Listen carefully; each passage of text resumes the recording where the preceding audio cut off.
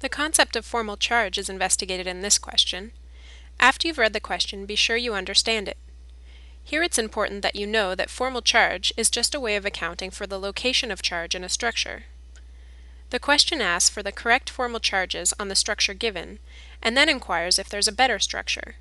Chances are there will be. Believe it or not, examiners very rarely ask trick questions. To plan your approach, you must understand how to calculate formal charge.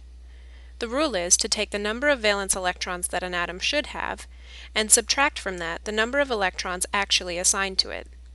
So an atom with more electrons than it should have will carry a negative charge, those with the same number will be neutral, and atoms with less electrons than their number of valence electrons will be positively charged. How do we assign electrons? Well, the lone pairs count entirely for the atom they are assigned to, and electrons in bonds are shared evenly between the atoms involved. Let's see how that works as we solve the problem.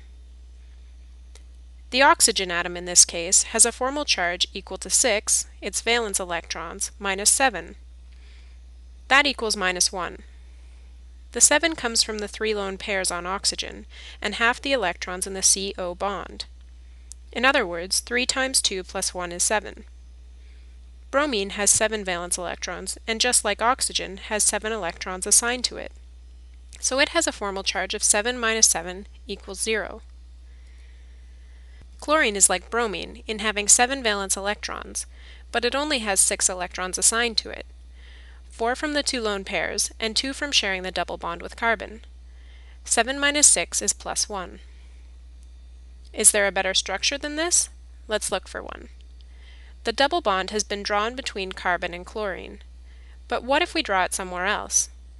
Drawing it between carbon and bromine doesn't help much. We still end up with formal charges that look very similar to the previous example. Minus 1 for oxygen, plus 1 for bromine, and 0 for chlorine. However, locating the double bond between the oxygen and the carbon does change things. The formal charge on oxygen is now 0, as is the formal charge on bromine, and on chlorine. Because this third structure has the fewest formal charges, we can confidently call it the best structure. Note that it avoids us having to put a positive charge on an electronegative atom.